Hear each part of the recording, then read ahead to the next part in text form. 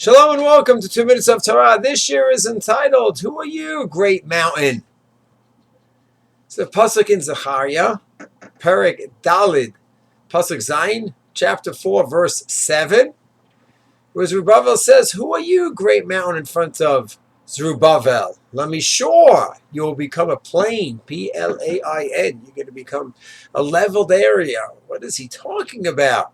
So Rashi says there was a lot of tough times Zerubbabel went through. He was appointed by Cyrus to help build the second temple, and there was a lot of snags along the way. It was stopped by the enemies of the Jews living in Israel. It was very difficult times. And then somewhere along the way, what does he say? Who are you, Miata? Haragadol of Zerubbabel, let me sure you will become a plain, meaning everything looks so overwhelming, and we can't go ahead and conquer this mountain. We can not get home and build that temple. Let me sure it's going to become a plain, meaning we can overcome everything. Rav Kook in 1923, when the spirits of the Jews were very low, the white papers were issued in 1922, which basically cut down all the benefits, so it's seen from 1917 Balfour Declaration, 1920 San Remo Conference, and the 1922 that said the Jews have no place in Israel, and they're giving it over to the Arabs, etc., etc. So the Jews felt so down. In 1923, Rav Kook said at a gathering of the Jewish people, is actually honoring the birthday of King George V, and he said, Zerubbabel said 2,000 years ago, Zerubbabel already said, wow, what did Zerubbabel say 2,000 years ago? Who are you, mountain? You will become a plain. And so too now. That's what Rav Kook said. Who would know 20 years later? Could he dream that 20 years later they're going to have an independent state after 2,000 years? I don't think he even realized that this mountain is movable. And it could into some beautiful edifice called the State of Israel. And I want to take this a step further. I wonder about Har HaBayit. And I say to Har HaBayit, there's a mountain called Har.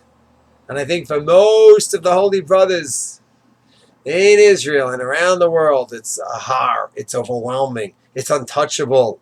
It's politically charged, spiritually charged, halachically charged. We can't. It's a mountain. Just stay away, and God one day will take care of it for us. He'll just plop the mikdash down there. And I understand the Rashi and Sukkah. I know there's opinions like that. I know there's serious halachic issues. I know there's serious political issues. I know everything. I'm not denying that there's real legitimate concerns. But I think a good chunk of Klal Yisrael, for many of us, it's a har. It's a mountain. It's overwhelming. It's Mount Everest, untouchable, unconquerable. And in my opinion, Baruch Hashem, just like many people scale Mount Everest today, there was a picture that went viral a few months ago of just backlogged. Hundreds of people on the top of Everest. There was nowhere to move. So too, Har HaBayit. Also, we could scale it. It's a mishor. It's a plain. As a matter of fact, when you go up, you see, the place of the Mikdash, the place where the Mizbeach is supposed to be, where the Azara, the Ezrat Nashim, it's a mishor already. We just need to go up. It's not even a mountain in our way. It's all up here. So for those of us that already go up, we have to keep going. For those of us who don't, so we have to talk to our rabbis. If rabbis say no, then if that's what your rabbi's psak is, then that's a whole nother discussion. But someone just never even looked into the topic. No, it's a mountain. It's a mountain. So then I say, take a look at the Pasuk Zechariah. Who are you, O mountain, Har HaBayit? You're a mishor. You already are a mishor. You're plain. And you're accessible. And you're accessible halachically, politically. You're there. And spiritually.